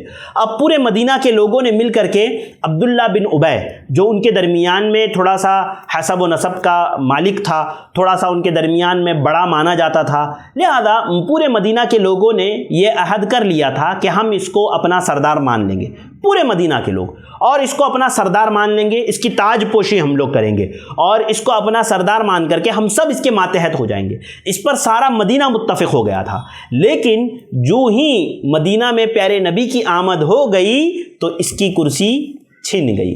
یہ سمجھنے لگا کہ اللہ کے نبی نے، محمد صلی اللہ علیہ وسلم نے نعوذ باللہ میرا تاج چھین لیا، میرے تاج کے درمیان میں یہ رکاوٹ بن گئے۔ عبداللہ بن ابی کے ذہن میں یہ بات آ گئی۔ اب اس نے ابتداءً تو اس نے اسلام قبول نہیں کیا، اس نے اسلام قبول نہیں کیا، وہ مسلمان نہیں ہوا ابتدا میں۔ لیکن جیسے جیسے دیکھا مسلمان مضبوط ہو گئے ہیں، مسلمانوں کو طاقت آ گئی ہے، لہذا اس نے اسلام کا اظہار تو کر لیا، لیکن وہ دل میں دشمنی رکھتا تھا، مسلمانوں کے خلاف، اسلام کے خلاف دشمنی رکھتا تھا۔ یہیں سے نفاق کا آغاز ہوا، چونکہ یہ سمجھتا تھا کہ اللہ کے نبی نے میری کرسی چھین لی، میرا منصب چھین لیا، میرا تاج چھین لیا، اسی لیے جبکہ اللہ کے نبی صلی اللہ علیہ وسلم تو نبی تھے نا، یہ تو ساری آپ کی چیزیں تھی، یہ سارے آپ کی ذمہ داری تھی، لوگوں کی ہدایت، لوگوں کی رہنمائی۔ لہذا یہ عبداللہ بن ابی کو یہ بات پسند نہ آئی، اور اس نے آپ صلی اللہ علیہ وسلم سے جو ہے کھلے عام دشمنی کا اظہار نہیں کیا، بلکہ اپنے دشمنی کو چھپا کر کے رکھا، اور بظاہر وہ مسلمان تھا لیکن دل میں اسلام کے خلاف وہ سازشیں کرتا، غیر مسلموں کا ساتھ دیتا۔ اب آگے انشاءاللہ میں ذکر کروں گا کہ کس طرح سے منافقین نے اسلام کو نقصان پہنچایا، خصوصاً عبداللہ بن ابی نے کتنی جو ہے چالیں مسلمانوں کے خلاف چلی۔ تو میں آپ کو بتا رہا تھا کہ جب اللہ کے نبی صلی اللہ علیہ وسلم مدینہ آئے تو آپ صلی اللہ علیہ وسلم نے 3 بڑے کام کیے، اور ساتھ ہی ساتھ 3 بڑے گروہ سے اللہ کے نبی صلی اللہ علیہ وسلم کا سامنا ہوا۔ ایک تو مشرکین تھے جو مدینہ میں بھی تھے اور مکہ میں بھی تھے، ان سے آپ صلی اللہ علیہ وسلم کا سامنا تھا۔ دوسرا یہود تھے جن سے اللہ کے نبی صلی اللہ علیہ وسلم کا مقابلہ تھا اور سامنا تھا، اور تیسرا منافقین تھے جو مدینہ میں آنے کے بعد پیدا ہو گئے۔ یہ 3 بڑے گروہ سے اللہ کے نبی صلی اللہ علیہ وسلم کا مقابلہ تھا۔ مسند احمد ہی میں حضرت عبداللہ بن عباس رضی اللہ تعالیٰ عنہ کا بھی قول ہے، جو احمد شاکر نے جس کی تحقیق کی ہے، اور جلد 3 صفحہ 262 پر یہ حدیث ہے کہ حضرت عبداللہ بن عباس نے بتایا کہ قتال کے بارے میں اترنے والی یہ پہلی آیت تھی، اُذِنَ لِلَّذِينَ يُقَاتَلُونَ بِأَنَّهُمْ ظُلِمُوا وَإِنَّ اللَّهَ عَلَىٰ نَصْرِهِمْ لَقَدِيرٌ۔ یہ آیت پہلی آیت تھی جو جہاد کے لیے نازل ہوئی تھی۔ اب آپ دیکھیے آج پوری دنیا میں مسلمانوں کو بدنام کس بات سے کیا جاتا ہے؟ جہاد کے نام سے، کہ مسلمانوں نے جنگ کرتے ہیں، مسلمان جہاد کرتے ہیں، اور اعتراض بھی کیا جاتا ہے کہ اللہ کے نبی صلی اللہ علیہ وسلم نے اپنی جو ہے 13 سالہ زندگی میں جو مدینہ میں آپ صلی اللہ علیہ وسلم نے گزاری، جو ہے اس میں اللہ کے نبی صلی اللہ علیہ وسلم نے کتنی جو ہے 80 سے زائد جنگیں کی، اللہ کے نبی صلی اللہ علیہ وسلم نے 80 سے زائد جنگیں کی۔ اس طرح کے اعتراضات لوگ اٹھاتے ہیں، جبکہ آپ دیکھیں تمام کی تمام دنیا جنگ کرتی ہے، ہر قوم، ہر دیش۔ آج کیا ہندوستان ہمارا جو دیش ہے، کیا اس کے پاس اسلحہ نہیں ہے؟ کیا اس کے پاس فوجیں نہیں ہیں؟ کیا اس کے پاس جنگی آلات نہیں ہیں؟ بالکل ہے نا۔ ہر دیش اپنی حفاظت کے لیے، اپنی جو ہے اپنا امان کے لیے، اپنی حفاظت کے لیے وہ اپنے پاس فوجیں رکھتا ہے، وہ اپنے پاس ہتھیار رکھتا ہے، جنگی آلات رکھتا ہے۔ ہر قوم، ہر دیش رکھتا ہے۔ کون سا ایسا دیش ہے جو نہیں رکھتا؟ کون سی ایسی قوم ہے جو اپنے آپ کو بچانے کی تیاری نہیں کرتی؟ یقیناً یہ کرتی ہے۔ تو ساری دنیا تو جہاد کے لیے تیار ہے نا، جنگ کے لیے تیار ہے۔ خواہ مخواہ مسلمانوں کو بدنام کیا جاتا ہے، اسلام کو بدنام کیا جاتا ہے اور کہا جاتا ہے کہ اسلام تلوار کی زور پہ پھیلا۔ ارے میرے بھائی ذرا سوچو، ایک شخص جو مکہ میں اسلام کی آواز کو بلند کرتا ہے، ایک شخص اکیلا تنہا کیسے تلوار کی زور پر اسلام پھیلا سکتا ہے بھائی؟ ہاں، ایک شخص تلوار سے کیسے مسلمان لوگوں کو بنا سکتا ہے؟ یہ اللہ کے نبی صلی اللہ علیہ وسلم کے اخلاق تھے، کردار تھا، ہاں دینی تعلیمات تھے، آسمانی کتابوں کی رہنمائی تھی، جس کی بنیاد پر آسمانی کتاب کی رہنمائی تھی، جس کی بنیاد پر اللہ کے نبی صلی اللہ علیہ وسلم نے دعوت و تبلیغ کا کام کیا۔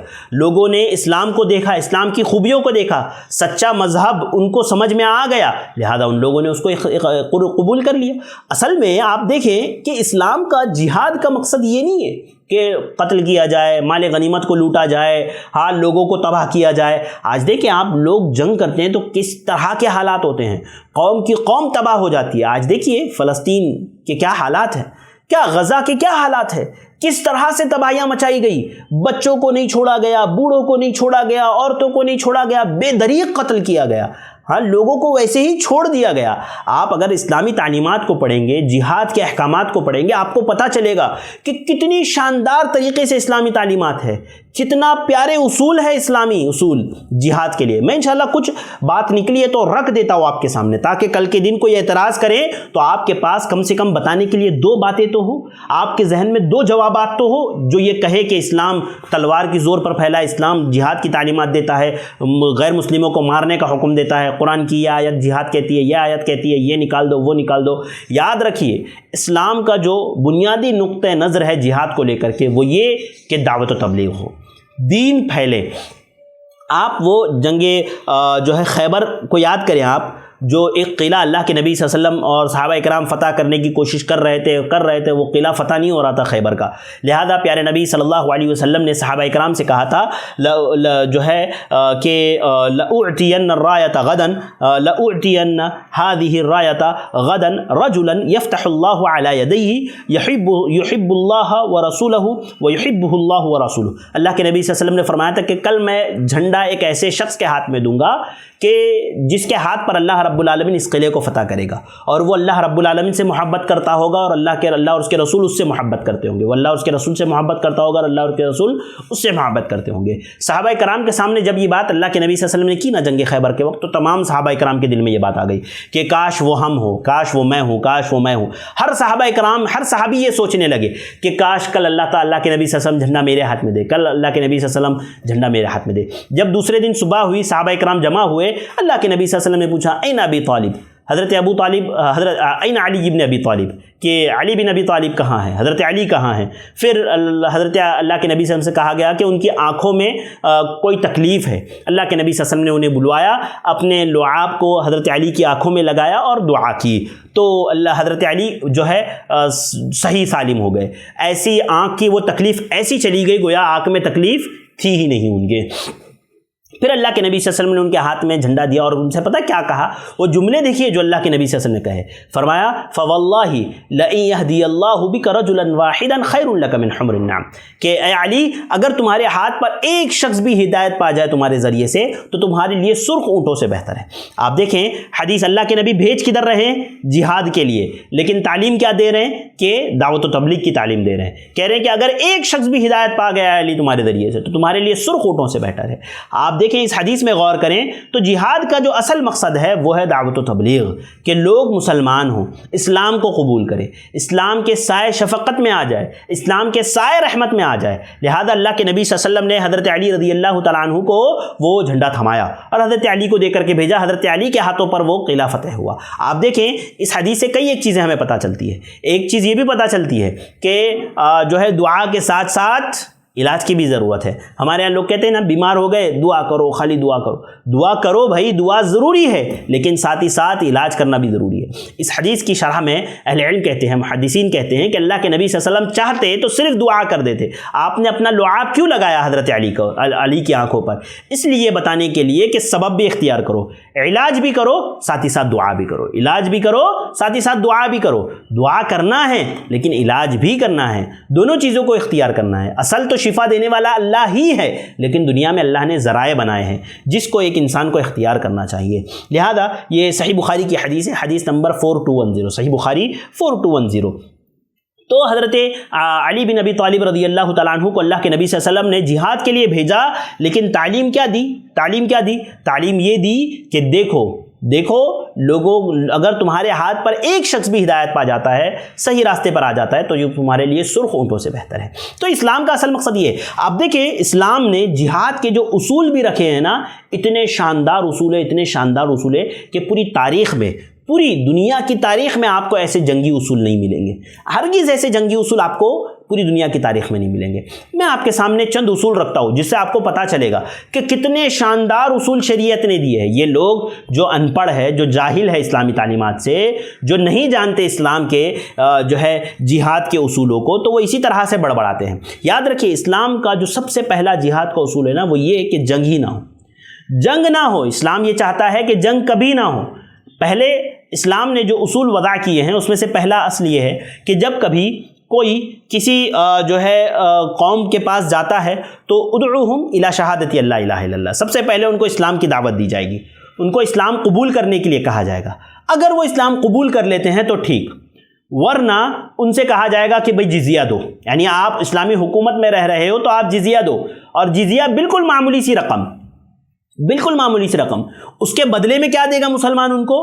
ان کا مال، ان کی جان سب محفوظ ہوگی، سب مسلمانوں کے ہاتھ میں ہوگی، کوئی ان کو نقصان نہیں پہنچا پائے گا، حتیٰ کہ کوئی مسلمان بھی معاہد کو قتل نہیں کر سکتا جس کے ساتھ معاہدہ ہوا ہے۔ ہاں، جو جزیہ دینے والا ہے اس کو کوئی مسلمان بھی قتل نہیں کر سکتا۔ اللہ کے نبی صلی اللہ علیہ وسلم نے کتنی وعیدیں سنائی ہیں ایسے لوگوں کو۔ اللہ کے نبی صلی اللہ علیہ وسلم نے کہا کہ یہ لوگ جنت کی خوشبو بھی نہیں سن سکتے۔ من قتل معاہدا لم یرح رائحۃ الجنہ، اللہ کے نبی نے فرمایا کہ جو کسی معاہد کو قتل کرے تو وہ جو ہے یعنی جنت کی خوشبو بھی نہیں سن سکتا ہے، جبکہ جنت کی خوشبو کئی دور سے سنگائی دی جاتی ہے۔ لہذا اللہ کے نبی صلی اللہ علیہ وسلم نے کہا کہ کوئی مسلمان بھی اس معاہد کو قتل نہیں کر سکتا جو مسلمانوں کے ساتھ رہتا ہے۔ تو اتنی بڑی چیز مسلمان اس کو دیتے ہیں، ایک جو ہے ذمہ کو دیتے ہیں، ایک معاہد کو دیتے ہیں۔ لہذا اسلام کہتا ہے سب سے پہلے جہاد ہی نہ ہو، جنگ ہو ہی نہ، اسلام قبول کرو یا تو جزیہ دو، اور اگر جزیہ نہیں دیتے ہو تب جا کر کے جنگ کی اجازت ہے، تب جا کر کے ان کے ساتھ جنگ کرو، اور جنگ کے بھی بہت سارے اصول ہیں۔ مجھے یاد آتا ہے حضرت عمر بن عبدالعزیز رحمہ اللہ کا واقعہ، جس کو اکثر اہل علم نے اکثر اہل علم نے جس کو نقل کیا ہے، اکثر مورخین نے نقل کیا ہے۔ وہ کیا کہ حضرت عمر بن عبدالعزیز رحمہ اللہ کے زمانے میں آپ نے بغداد کے ایک علاقے کی طرف اپنی فوج کو روانہ کیا۔ فوج اس علاقے میں گئی، وہاں پر جا کر کے فوج نے جنگ کی اور جو ہے قبضہ کر لیا اس علاقے پر۔ وہاں کا جو کمانڈر تھا اس نے اپنے 3 جو ہے قاصدوں کو عمر بن عبدالعزیز رحمہ اللہ کے پاس بھیجا۔ عمر بن عبدالعزیز رحمہ اللہ کے پاس جب وہ لوگ آئے، انہوں نے حضرت عمر بن عبدالعزیز رحمہ اللہ سے وہ پوری تفصیلات ہے، بہت شاندار واقعہ ہے، وہ وقت نہیں، میں شارٹ میں آپ کے سامنے رکھ رہا ہوں۔ حضرت عمر بن عبدالعزیز کے پاس آ کر کے انہوں نے پوچھا کہ جو ہے ہم فلاں جگہ سے آئے ہیں، وہاں کا جو آپ کا کمانڈر ہے اس نے ہمیں اسلام کی دعوت نہیں دی، اس نے ہمیں جزیے کے لیے نہیں کہا، ڈائریکٹ ہم پر حملہ کر دیا اور ہم پر قابض ہو کر کے بیٹھا ہے۔ حضرت عمر بن عبدالعزیز نے فوراً اس کو لیٹر لکھا اپنے کمانڈر کو اور کہا کہ ابھی کے ابھی پورا علاقہ خالی کرو، باہر نکلو، پہلے اسلام کی دعوت دو، پھر جزیے کے لیے کہو، اور اگر نہ مانے تب جا کر کے دوبارہ جنگ کرنا۔ اللہ اکبر! آپ دیکھیں ایک جنگ کے بعد دوسرے جنگ کی بات ہے، فتح کیے ہوئے علاقے سے باہر نکلنے کا حکم ہے۔ حضرت اہل علم کہتے ہیں کہ وہ لوگ باہر نکل گئے، وہ فوج باہر آ گئی عمر بن عبدالعزیز کی، جب وہاں کے لوگوں نے دیکھا کہ اسلام اتنا شاندار مذہب ہے، سب کے سب مسلمان ہو گئے، سب نے اسلام قبول کر لیا، پورا علاقہ وہ مشرف اسلام ہو گیا۔ آپ دیکھیں کیسی اسلامی تعلیمات ہیں، کتنے اصول کے پابند ہیں مسلمان۔ ان لوگوں نے کہا کہ ہم یہ دیکھنا چاہتے تھے کہ مسلمان اپنے اصولوں کے پابند ہے یا نہیں ہے، لہذا وہ سارے کے سارے مسلمان ہو گئے۔ تو اسلام کا سب سے پہلا موٹیو یہ ہوتا ہے نا، سب سے پہلا اسلام کی ترجیح یہ ہوتی ہے نا کہ جنگی نہ ہو، اور اگر ہو بھی رہی ہے تو اس میں چند اصول ہے۔ کیا؟ سب سے پہلا تو یہ کہ بچوں اور عورتوں کو قتل نہیں کیا جائے گا، بچوں اور عورتوں کو قتل نہیں کیا جائے گا۔ صحیح بخاری کی حدیث ہے، راوی حدیث کہتے ہیں اللہ کے نبی صلی اللہ علیہ وسلم نے فرمایا، حدیث نمبر 3015، کہ نہى النبی صلی اللہ علیہ وسلم عن قتل النساء والصبیان، کہ اللہ کے نبی صلی اللہ علیہ وسلم نے بچوں اور عورتوں کو قتل کرنے سے منع کیا ہے۔ آج آپ دیکھیں کہ کس طرح سے لوگ، جنگ جب ہوتی ہے کس طرح سے نہ بچوں کو دیکھا جاتا ہے، نہ عورتوں کو دیکھا جاتا ہے، نہ بوڑھوں کو دیکھا جاتا ہے۔ غزہ کی حالت دیکھیے آپ، کیا ہوا وہاں کے مسلمانوں کی، اللہ تعالیٰ ان کی مدد فرمائے، کس طرح سے یہودیوں نے، اسرائیلیوں نے کیسے ان پر حملے کیے، نہ ان کے بچوں کو چھوڑا، نہ ان کی عورتوں کو چھوڑا، نہ ان کے بوڑھوں کو چھوڑا۔ اسلام کی خاص یعنی سخت یہ تاکید ہوتی ہے کہ جب جنگ ہو تو نہ بچوں کو قتل کیا جائے، نہ عورتوں کو قتل کیا جائے، نہ بوڑھوں کو قتل کیا جائے۔ رباح بن ربیع کہتے ہیں ہم لوگ اللہ کے نبی صلی اللہ علیہ وسلم کے ساتھ ایک غزوے میں تھے، ایک جنگ میں تھے، تو اللہ کے نبی صلی اللہ علیہ وسلم نے دیکھا کہ ایک جگہ پر کچھ لوگ جمع ہے، ایک جگہ پر کچھ لوگ جمع ہے۔ اللہ کے نبی صلی اللہ علیہ وسلم نے ایک شخص کو بھیجا، فبعث رجلا، کہ اللہ کے نبی صلی اللہ علیہ وسلم نے ایک شخص کو بھیجا اور جا کے دیکھا، کہا کہ جا کے دیکھو کہ یہاں پر لوگ کیوں جمع ہوئے ہیں، انظر علی ما اجتمع هؤلاء، کہ یہ لوگ کیوں اس طرح سے جمع ہوئے ہیں اس جگہ پر۔ تو وہ شخص آیا اور اس نے بتایا کہ ایک عورت وہاں پر، ایک خاتون جو ہے وہاں پر مقتول پڑی ہوئی ہے، ایک خاتون قتل کیا گیا ہے اس کو، جو وہاں پر پڑی ہوئی ہے جنگ میں۔ اللہ کے نبی صلی اللہ علیہ وسلم نے فرمایا ما كانت هذه لتقاتل، یہ عورت تو ایسی نہیں تھی کہ جس کو قتل کیا جاتا، یعنی یہ اس عورت کی تو اتنی طاقت نہیں تھی کہ تمہارے ساتھ جنگ کر سکے، پھر بھی اس کو کیوں قتل کیا گیا؟ اللہ کے نبی صلی اللہ علیہ وسلم نے حضرت خالد بن ولید رضی اللہ تعالیٰ عنہ کو بلایا، جو جنگ کے بالکل ابتدا میں تھے، جو مقدمۃ الجیش کے پاس تھے، جس کے وہاں کے ذمہ دار تھے، حضرت خالد بن ولید کو بلایا اور فرمایا کہ لا تقتلن امرأة ولا عسیفا۔ حضرت خالد بن ولید سے اللہ کے نبی صلی اللہ علیہ وسلم نے فرمایا کہ عورت کو نہ قتل کیا جائے، نہ کسی جو ہے مزدور کو قتل کیا جائے، کسی بھی عورت کو قتل نہ کیا جائے، نہ ہی کسی مزدور کو قتل کیا جائے۔ عورت کو، مزدور کو، کمزور کو، بوڑھے کو، بچے کو، کسی کو قتل نہ کیا جائے۔ اللہ کے نبی صلی اللہ علیہ وسلم یہ خاص کر کے تاکید کرتے تھے، اور صحابہ اکرام ایسی عورتوں کو بھی قتل نہیں کرتے تھے جو جنگ کے لیے ابھارتی ہیں۔ تو یہ جو روایت میں نے آپ کے سامنے پڑھی حضرت رباح بن ربیع کی، جس میں اللہ کے نبی صلی اللہ علیہ وسلم نے حضرت خالد بن ولید کو منع کیا کہ بچوں اور مزدور کو قتل نہ کیا جائے، یہ روایت سنن ابی داؤد کی ہے، حدیث نمبر 2669۔ اسی طرح سے آپ یاد رکھیں کہ صحابہ اکرام نا عورتوں اور بچوں کو قتل کرنے کے معاملے میں اتنے سخت تھے نا کہ عورت اگر آ جاتی تو رک جاتے، بچے اگر آ جاتے، بوڑھے اگر آ جاتے تو رک جاتے۔ ہاں میں ایک واقعہ آپ کو سناتا ہوں۔ حضرت جو ہے سماک ابن خرشہ، حضرت ابو دجانہ کا جو واقعہ ہے، حضرت ابو دجانہ کا واقعہ اس طرح سے ہے کہ جنگ احد کے موقع پر، یہ حاکم کی روایت ہے، حدیث نمبر 5019 مستدرک الحاکم۔ علامہ یہ راوی حدیث کہتے ہیں کہ اللہ کے نبی صلی اللہ علیہ وسلم نے جنگ احد میں صحابہ اکرام سے کہا اپنی تلوار دے کر کے کہ کون ہے جو اس تلوار سے جنگ کرے گا؟ تمام صحابہ اکرام نے ہاتھ اٹھایا۔ پھر اللہ کے نبی صلی اللہ علیہ وسلم نے دوبارہ پوچھا، پھر اللہ کے نبی صلی اللہ علیہ وسلم نے تیسری بار کہا کہ کون ہے جو اس تلوار کا حق ادا کرے گا؟ من اخذ بالسیف بهذا السیف بحقہ، آپ صلی اللہ علیہ وسلم فرمایا کہ کون ہے جو اس تلوار کو لے گا اور اس کا حق ادا کرے گا؟ تو تمام صحابہ اکرام نے اپنا ہاتھ نیچے کر لیا، چونکہ حق ادا کرنے کی بات ہے نا، کون ادا کر سکتا ہے بھائی اللہ کے نبی کی تلوار کا حق؟ تو حضرت ابو دجانہ نے ہاتھ اٹھایا، کہا اللہ کے نبی صلی اللہ علیہ وسلم میں یہ تلوار لوں گا۔ اور کہتے ہیں راوی حدیث حضرت ابو دجانہ نے پیارے نبی صلی اللہ علیہ وسلم کی تلوار لی اور آگے بڑھتے گئے، جنگ احد میں آگے بڑھتے گئے۔ آپ نے دیکھا کہ ایک جگہ لوگ جمع ہیں جہاں پر ایک انسان لوگوں کو اکسا رہا ہے مسلمانوں سے جنگ کے لیے، اور کہ مسلمانوں کو قتل کرو، اس طرح کی باتیں وہ کہہ رہا ہے۔ لہذا حضرت ابو دجانہ کہتے ہیں کہ میں آگے بڑھا تلوار لے کر کے کہ اس شخص کا میں سر قلم کروں گا جو لوگوں کو ابھار رہا ہے، لوگوں کو جو ہے آگے بڑھا رہا ہے جنگ کے لیے۔ جیسے ہی کہتے ہیں حضرت ابو دجانہ کہتے ہیں جیسے ہی میں نے تلوار اس کی طرف بڑھائی، میں نے دیکھا وہ ایک خاتون تھی، وہ ہندا تھی جو لوگوں کو اکسا رہی تھی مسلمانوں کے خلاف جنگ کرنے پر۔ میں نے اپنی تلوار کو روک لیا، میں نے اسے قتل کرتے کرتے اپنی تلوار کو روک لیا. اور کہتے ہیں فَكَرِهْتُ أَنْ أَضْرِبَ بِسَيْفِ رَسُولِ اللَّهِ صلی اللہ علیہ وسلم امرأة لا ناصر لها. کہتے ہیں کہ میں نے یہ پسند نہیں کیا کہ میں اللہ کے نبی کی تلوار سے ایک خاتون کو قتل کروں, ایک خاتون کو اللہ کے نبی کی تلوار سے قتل کروں, میں نے یہ پسند نہیں کیا, لہذا میں نے اپنی تلوار کو روک لیا.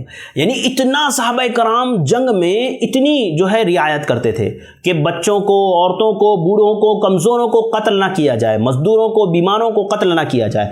اسی طرح اللہ کے نبی صلی اللہ علیہ وسلم جنگ میں لوٹ مار کرنے, مثلا کرنے, عرب کی عادت تھی کہ وہ جب جنگ کرتے تو لوگوں کو مثلا کرتے, کان کاٹ دیتے, کان الگ الگ کاٹ دیتے, ناک الگ کر دیتے, ہاتھ الگ کر دیتے, یعنی جسم کے اعضاء کو الگ کرتے. اللہ کے نبی صلی اللہ علیہ وسلم نے اس سے بھی منع کیا. راوی حدیث کہتے ہیں جو ہے صحیح بخاری کی حدیث ہے 2474 کہ نہى النبی صلی اللہ علیہ وسلم عن النہبۃ والمثلۃ, کہ اللہ کے نبی صلی اللہ علیہ وسلم نے لوٹ مار کرنے سے اور مثلا کرنے سے جو ہے جنگ میں منع کیا تھا.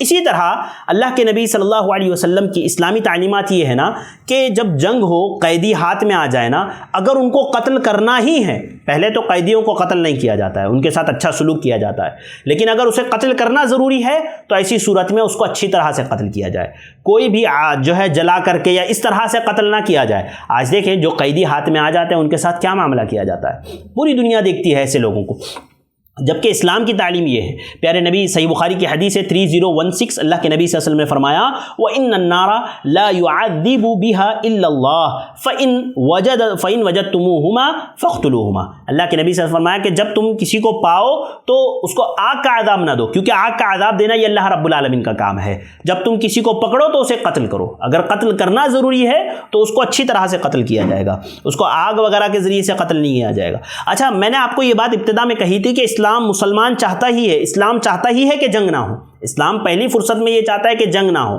اسی لیے شریعت یہ کہتی ہے نا کہ جب دشمن صلح کرنے پر آ جائے, آپ غالب ہو گئے, آپ نے جنگ کی, غالب ہو گئے آپ, دشمن مغلوب ہونے والا ہے, اس کے بعد بھی اگر آپ سے صلح کرنا چاہتا ہے, آپ کو پتا ہے اگر صلح نہیں کروں گا تو قابض ہو جاؤں گا, اس سے جیت جاؤں گا, جنگ جیت جاؤں گا, لیکن اگر دشمن ریکویسٹ کرتا ہے آپ سے صلح کی تو اسلام کہتا ہے صلح کر لو, صلح کر لو. اگرچہ وہ آپ کو دھوکہ دینے کے لیے صلح کر رہا ہے, اگر آپ کو دھوکہ دینے کے لیے بھی صلح کر رہا ہے نا تب بھی صلح کر لو, اسلام کہتا ہے.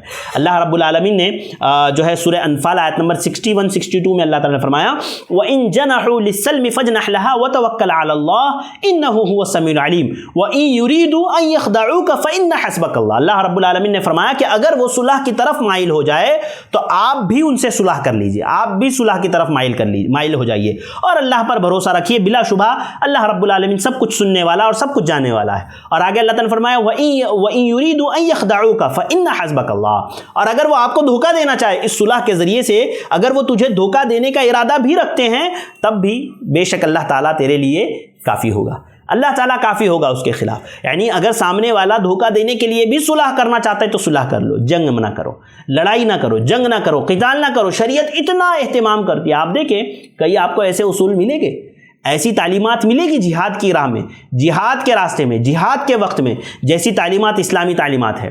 حتیٰ کہ اسلام تو یہ کہتا ہے نا کہ اگر آپ پر کسی نے زندگی میں ایک بار احسان بھی کیا ہے نا, جنگ میں اس کا بھی خیال رکھو, اس کا بھی خیال رکھو. ایسا نہیں کہ وہ آپ کا دشمن سمجھ کر کے آپ اس کو قتل کر دو, یا جو مجبوری میں آیا ہوا ہے اس کو بھی قتل نہ کرو. ہمارے ہاں لوگ ایسا نہیں ہوتا ہے, یہاں پر تو معصوموں کو قتل کیا جاتا ہے. معصوموں کو جب جنگیں ہوتی ہے دیشوں کے درمیان, ایک دیش اور دوسرے دیش کے درمیان, تو معصوم لوگوں کو قتل کیا جاتا ہے جس کا کوئی حصہ نہیں. یہاں پر تو شریعت یہ کہتی ہے کہ اگر وہ جنگ میں بھی آ گیا ہے لیکن وہ مجبور ہو تب بھی اس کو قتل نہ کرو. حضرت عبداللہ ابن عباس رضی اللہ تعالیٰ عنہ کہتے ہیں ان نبی صلی اللہ علیہ وسلم قال, اللہ کے نبی صلی اللہ علیہ وسلم نے فرمایا اپنے صحابہ سے, انی قد عرفت, یعنی بدر کے دن اللہ کے نبی صلی اللہ علیہ وسلم نے فرمایا تھا انی قد عرفت ان رجلا من بنی ہاشم وغیرہ قد اخرجوا کرہا. اللہ کے نبی صلی اللہ علیہ وسلم نے کہا تھا کہ دیکھو میں جانتا ہوں کہ بنو ہاشم کے چند لوگوں کو یہ قریش کے لوگ مجبوراً لے کر کے آ رہے, زبردستی لے کر کے آ رہے. پھر اس کے بعد اللہ کے نبی صلی اللہ علیہ وسلم نے فرمایا وہ قتال کرنے کے لیے وہ تیار نہیں تھے, ان کو زبردستی لایا گیا, اور آپ نے فرمایا فمن لقی منکم احدا من بنی ہاشم فلا یقتلہ, پس تم میں سے اگر کوئی بنی ہاشم کے شخص سے ملاقات کرے تو اس کو قتل نہ کرے. اسی طرح من لقی ابا البختری بن ہشام جو ہے فلا یقتلہ, کہ جو ابو البختری بن ہشام جو آ جائے اس کو بھی کوئی قتل نہ کرے۔ آپ کو پتہ ہے یہ ابو البختری بن ہشام کون تھے؟ میں نے آپ کو بتایا تھا کہ جب جو ہے صحیفہ، جو بائیکاٹ نامہ اللہ کے نبی صلی اللہ علیہ وسلم کے خلاف، بنو ہاشم کے خلاف جو بائیکاٹ نامہ بنایا گیا تھا، اس کو پھاڑنے میں، اس بائیکاٹ کو ختم کرنے میں ابو البختری بن ہشام بھی تھے۔ اللہ کے نبی پر صلی اللہ علیہ وسلم نے ان کے اس احسان کو یاد رکھا، اور آپ نے کہا جنگ بدر کے موقع پر کہ ابو البختری بن ہشام سے اگر کسی کی ملاقات ہو جائے تو اس کو بھی قتل نہ کیا جائے۔ من لقیا العباس بن عبد المطلب عم رسول اللہ صلی اللہ علیہ وسلم فلا یقتلوہ، کہ جو عبداللہ بن عباس، حضرت عباس بن عبد المطلب اگر کوئی آ جائے، مل جائے کسی کو، تو حضرت عباس کو بھی قتل نہ کیا جائے، اس لیے کہ یہ لوگ ناپسندگی کی حالت میں نکلے تھے۔ کون اتنی تعلیمات کا خیال رکھتا ہے جنگ کے دوران میں، جس کی تعلیمات مسلمانوں کو دی جا رہی ہے، اور صحابہ اکرام اس کا بالکل خیال رکھتے تھے، حتیٰ کہ آپ دیکھیں گے اللہ کے نبی صلی اللہ علیہ وسلم نے جنگ میں دشمنوں کے ساتھ جو معاہدہ کیا نا، اس کو بھی پورا کیا۔ اگر دشمنوں کے ساتھ معاہدہ کیا، اس کو بھی پورا کیا۔ آپ سوچیں جنگ بدر میں مسلمانوں کی تعداد کتنی تھی؟ 313، 314، ہاں بعض روایتوں کے مطابق 317، اتنی تعداد تھی۔ دشمنوں کی تعداد اس سے 3 گنا زیادہ، ہاں اللہ کے نبی صلی اللہ علیہ وسلم کے لشکر سے 3 گنا زیادہ۔ ایسی صورت میں پیارے نبی صلی اللہ علیہ وسلم نے دشمن سے کیے ہوئے معاہدے کو پورا کیا۔ میں آپ کو بتاؤں، صحیح مسلم کی روایت ہے حدیث نمبر 4639 حضرت حذیفہ بن یمان، حضرت حذیفہ اور ان کے والد یمان، جن کا نام حسیل تھا، یمان ان کا لقب تھا، تو حضرت حذیفہ اور ان کے والد یمان، یہ دونوں مدینہ میں مسلمانوں کے ساتھ جنگ میں شرکت کے لیے مدینہ آ رہے تھے، تو ان لوگوں نے غلط راستہ اختیار کیا اور وہ پہنچ گئے سیدھا مشرکین کے لشکر میں، قریشیوں کے لشکر میں پہنچ گئے۔ قریشیوں نے انہیں پکڑ لیا، حضرت حذیفہ کو اور ان کے والد یمان کو، دونوں کو پکڑ لیا قریشیوں نے، ہاں مشرکین نے، اور کہا کہ کہاں کا ارادہ ہے؟ ان لوگوں نے کہا مدینہ جا رہے۔ کہا محمد کے لشکر میں شامل ہونے جا رہے ہو صلی اللہ علیہ وسلم؟ کہا کہ نہیں محمد کے لشکر میں شامل ہونے نہیں جا رہے، ہمارا ارادہ تو بس مدینہ جانے کا تھا، مدینہ میں جا رہے تھے ہم۔ تو کہتے ہیں حضرت حذیفہ کہ ان مشرکین نے مجھ سے اور میرے والد سے عہد لیا، اللہ کے نام پر عہد و میثاق لیا کہ ہم مدینہ جا کر کے اللہ کے نبی صلی اللہ علیہ وسلم کے ساتھ بدر میں شرکت نہیں کریں گے، ہم جو ہے جنگ میں شرکت نہیں کریں گے۔ حضرت حذیفہ سے جب پوچھا گیا نا کہ آپ جنگ بدر میں کیوں شریک نہیں ہوئے، تو حضرت حذیفہ یہ وجہ بتا رہے ہیں، خود اپنی صحیح مسلم کی اس روایت میں وہ خود وجہ بتا رہے ہیں، کہتے ہیں کہ ایسا معاملہ ہوا تو ہم نے معاہدہ کر لیا مشرکین کے ساتھ کہ بھئی ہم جو ہے اللہ کے نبی کا ساتھ نہیں دیں گے جنگ میں۔ پھر کہتے ہیں ہم ہجرت کر کے مدینہ آ گئے، مدینہ آ کر کے اللہ کے نبی سے ملاقات کی اور پورا واقعہ بیان کیا۔ اللہ کے نبی نے پوچھا کہ کیا ابو جہل سے معاہدہ کر کے آئے ہو؟ ابو جہل تھا نا جنگ بدر میں جو سرغنہ تھا مشرکین کے لشکر کا، کہا ابو جہل سے اللہ کے نام پر معاہدہ کر کے آئے؟ ان لوگوں نے کہا اللہ کے نبی صلی اللہ علیہ وسلم معاہدہ تو کر لیا ہے، لیکن جنگ میں آپ کا ساتھ دینا چاہتے۔ کہا نہیں، واپس لوٹ جاؤ، اگر تم نے ان سے معاہدہ کیا ہے تو ہم اس معاہدے کو نبھائیں گے اور ان کے خلاف اللہ رب العالمین سے مدد مانگیں گے۔ آپ سوچیں، ایک تو لشکر کم ہے، اس میں بھی اللہ کے نبی صلی اللہ علیہ وسلم نے معاہدے کی وجہ سے 2 لوگوں کو واپس لوٹا دیا، اور ایسے موقع پر تو ایک شخص غنیمت ہوتا ہے، لیکن اللہ کے نبی نے حضرت حذیفہ کو اور ان کے والد کو واپس کر دیا، کہا کہ نہیں، ہم نے دشمن سے معاہدہ کیا ہے، ہم اس کو بھی نبھائیں گے، لہذا اللہ کے نبی صلی اللہ علیہ وسلم نے کہا کہ تم لوگ واپس چلے جاؤ۔ حضرت حذیفہ بن یمان اور ان کے والد کو پیارے نبی صلی اللہ علیہ وسلم نے جو ہے واپس بھیج دیا۔ تو اتنا اللہ کے نبی صلی اللہ علیہ وسلم جو ہے جنگوں میں خیال کرتے تھے، اتنے اصول و ضوابط، اس کے علاوہ اور بھی بہت سے اصول و ضوابط ہیں جس پر عمل کیا جاتا تھا، لیکن وقت نہیں ہے کہ میں آپ کے سامنے رکھوں۔ تو آپ دیکھیں کہ اسلام میں جنگ کا کانسیپٹ کتنا مشکل ہے اور کتنی چیزوں کا خیال رکھنا پڑتا ہے، کتنے اصول اور ضابطے ہیں، کتنی جو ہے چیزیں ہیں جنگ کے اندر۔ اور یہ لوگ ایسے ہی کہتے ہیں بھائی اسلام دشمن جو ہے دہشت گردی کی تعلیم دیتا ہے۔ بھائی کون ان اصولوں کو جاننے کے بعد کہے گا کہ اسلام دہشت گردی کی تعلیم دیتا ہے؟ کون کہے گا؟ ہاں جس نے کہا، جو کہے گا اس کی زبان پر لکوانا لگ جائے، ہاں اللہ رب العالمین اسے ہلاک اور برباد نہ کر دے کہ اتنے اصول و ضوابط ہونے کے باوجود کوئی کہے کہ اسلام دہشت گردی کی تعلیم دیتا ہے۔ تو میرے بھائیوں، میری ماؤں بہنوں، بتانے کا مقصد یہ ہے نا کہ جنگ کی جو اجازت اللہ کے نبی صلی اللہ علیہ وسلم کو دی گئی، اللہ رب العالمین نے جو دی، تو اس کے لیے بھی ایسے سنہرے اصول بنائیں جو انسانیت کہ یعنی جو انسانیت نواز تھے، جو انسانیت کی بقا کے لیے ضروری تھے۔ اور جنگ کا نام سن کر کے آپ ڈرے نہیں، اور ساری دنیا میں یہ معاملہ ہے، ہر کوئی اپنے دفاع کے لیے تیار ہوتا ہے، ہر کوئی اپنے دفاع کے لیے کرتا ہے، لہذا شریعت نے بھی یہ اصول اور ضابطے بنائے۔ اور امید کرتا ہوں کہ آپ کو آج کے درس سے کافی فائدہ ہوا ہوگا۔ جنگ سے متعلق جو اسلامی کانسیپٹ ہے، جو باتیں ہیں، کچھ آپ کو سمجھ میں آئی ہوگی، کچھ آپ کو جوابات ملے ہوں گے کہ اگر ایسے لوگ آپ سے ٹکرا جائے تو آپ ان کو جواب دے سکے، ان کو بتا سکے کہ بتاؤ یہ بھی جو ہے جہاد کی تعلیم، کیا یہ بھی دہشت گردی کی تعلیم ہے، یہ بھی دہشت گردی کی تعلیم ہے، یہ بھی دہشت گردی کی تعلیم ہے، اس طرح سے آپ ان کے سامنے یہ باتیں رکھ سکتے ہیں۔ اب انشاءاللہ آگے ہم لوگ بہت اہم باتیں انشاءاللہ آگے ہم لوگ دیکھنے والے ہیں۔ اس کے بعد انشاءاللہ بات آئے گی عبداللہ بن ابی کی، کس طرح سے یہ لوگ جو ہے اللہ کے نبی صلی اللہ علیہ وسلم اور صحابہ کرام کو مدینہ آنے کے بعد بھی قریش کے لوگ دھمکیاں دیا کرتے تھے، کس جو ہے سچویشن میں جہاد شروع ہوا اور کیسے کیسے جہاد کا آغاز ہوا، کیسے کیسے مسلمانوں نے صحابہ کرام نے آپس میں جہاد کیا، یعنی دشمنوں کے ساتھ دشمنوں کے ساتھ جہاد کیا، اور جو ہے غزوات اور سرائے کتنے ہوئے، جنگ بدر کا کیا معاملہ رہا۔ انشاءاللہ اس سے متعلق کچھ باتیں آگے کے دروس میں انشاءاللہ ابھی شروع ہوگا، سلسلہ جنگوں کا آغاز ہوگا انشاءاللہ یہاں سے، پھر ہم لوگ انشاءاللہ جنگوں پر، اللہ کے نبی صلی اللہ علیہ وسلم کی جنگوں پر بات کریں گے اور اس سے متعلق حالات دیکھیں گے، کیفیات دیکھیں گے، مسلمانوں کے حالات دیکھیں گے، اور جو ہے اسلامی تعلیمات دیکھیں گے۔ آپ دیکھیں گے جنگ بدر میں بھی آپ دیکھیں گے کہ اسلام نے اتنا لحاظ کیا ہے جنگوں میں کہ دشمنوں کے جو لوگ ہوتے تھے دشمن بھی ہوتے تھے تو ان کو بھی دفنایا جاتا تھا۔ انشاءاللہ وہ باتیں ہم لوگ آگے کے دروس میں کریں گے۔ آج کے لیے بس اتنا ہی میرے بھائیوں اور بہنوں، ہمارے ساتھ اسی طرح سے جڑے رہیں، انشاءاللہ مزید مفید باتیں انشاءاللہ آگے کے دروس میں ہم لوگ دیکھیں گے۔ اللہ تعالیٰ سے دعا اللہ تعالیٰ ہمیں ان باتوں کو سننے کی، سمجھنے کی اور ان سے نصیحتیں عبرتیں حاصل کرنے کی توفیق عطا فرمائے، آمین۔ مجھے دیجیے اجازت، انشاءاللہ پھر ملاقات ہوگی۔ وآخر دعوانا الحمدللہ رب العالمین، والسلام علیکم ورحمۃ اللہ وبرکاتہ۔